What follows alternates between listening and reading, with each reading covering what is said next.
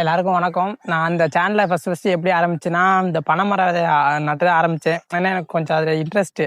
So அப்படி ஆரம்பிப்போன்னு ஆரம்பித்தேன் ஒரு விளையாட்டா. அது எனக்கு வந்து கொஞ்சம் யார் எப்படி நினச்சாலும் பரவாயில்ல. எனக்கு வந்து அது பிடிச்சிருக்கு. ஒரு மரம் நட்டா நமக்கு ஒரு ஹாப்பி. ஸோ அதனால் இந்த வாட்டி அதை பெருசாக பண்ணலாம். எப்படின்னா கொஞ்சம் பெரிய ஆசைன்னு சொல்லலாம். வந்து 1,00,000 பனைமரக்கன்று நல்லான்னு எனக்கு ஒரு ஆசை. ஏன்னா யார் யாரோ உழவு பண்ணுறாங்க, நம்மளால் இது கூட பண்ண முடியாதா? என்னால் தனியாக பண்ண முடியும். ஆனால் தனியாக பண்ணால் அதுக்கு கொஞ்சம் லேட் ஆகும். ஸோ என் நண்பர்கள் நீங்கள் எல்லாரும் சப்போர்ட் பண்ணால் கண்டிப்பாக என்னால் சீக்கிரம் அதை அச்சீவ் பண்ண முடியும். இப்போதைக்கு சீசன் முடிஞ்சுச்சு, நுங்கு சீசன் முடிஞ்சுச்சு. ஸோ அதனால் இப்போ விதை வந்து கிடைக்கும். பக்கத்து ஊர் எனக்கு வந்து அரசர்குளம், மேற்பனைக்காடு இது மாதிரி சுற்று வட்டாரம். ஸோ அங்கே எங்கேயாச்சும் பனைமர விதை உங்களால் கலெக்ட் பண்ண முடிஞ்சிச்சுன்னா, ஸோ இருக்குன்னு சொன்னால் கூட போதும், நானே வந்து எடுத்துக்கிறேன் லீவில். இப்படி கலெக்ட் பண்ண முடிஞ்சா ப்ரோ நான் கலெக்ட் பண்ணி வச்சுருக்கேன் ப்ரோ அப்படின்னு நீங்கள் லொக்கேஷன் சொன்னால் நானே வந்து எடுத்துக்கிறேன். முடிஞ்ச வரைக்கும் கொஞ்சம் சப்போர்ட் பண்ணுங்கள். சேர்ந்து அதை கண்டிப்பாக முடித்து காட்டுவோம். நம்பிக்கை இருக்குது.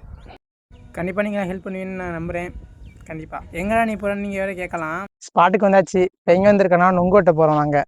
உங்கள் பேர் தெரியுதுடா மரம்.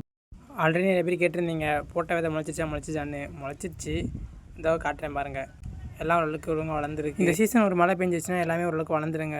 ஏன்னா அப்புறம் கவலையே இல்லை வளர்ந்துருச்சுன்னா. ஆல்ரெடி விளைச்ச பனை மரத்தை வந்து பாதி வந்து முளைக்காமல் இருக்குது. என்னென்னா இந்த முன்னாடி இருந்த இடத்துலலாம் ஜேசிபி வச்சு நோண்டினாங்க.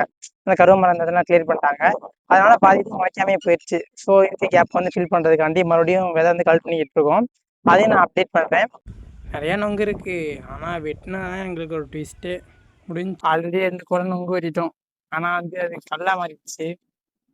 இருக்கணும் பரவாயில்ல, அது இருந்தால் விதைக்கு யூஸ் ஆகும்ல.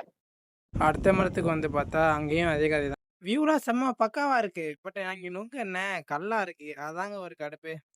தூக்கணாங்குருவி கூடலாம் சூப்பராக இருக்குது. அந்த இதனால் உனக்கு என்ன கிடைக்கும் நீங்கள் கேட்கலாம். என் கான்செப்ட் எப்படின்னா, நான் மண்ணில் விதைக்கிறது விதை ஒன்று உரமாகும், முளைச்சா மரமாகும் அப்படின்னு போயிட்டுருக்கேன். அவ்வளோதான். நம்ம இலக்கு வந்து எப்போவுமே பெருசாக இருக்கணும். சரி சொன்னாங்க, நீ என்னப்பா வீட்டில் வெட்டியாக இருக்க, நீ எடுத்து போடுவ அப்படின்னு நிறைய பேர் சொன்னீங்க. ஆனால் அப்படி கிடையாது. நான் ஒரு நாளைக்கு என்ன வேலை பார்க்குறேன்னு எனக்கு மட்டும் தான் தெரியும். வீட்லேயும் என்ன கஷ்டப்படுறோன்னு எங்களுக்கு மட்டும் தான் தெரியும். ஸோ அதுக்கு எல்லையும் நான் அப்படி பண்ணிக்கிட்டு இருக்கேன்.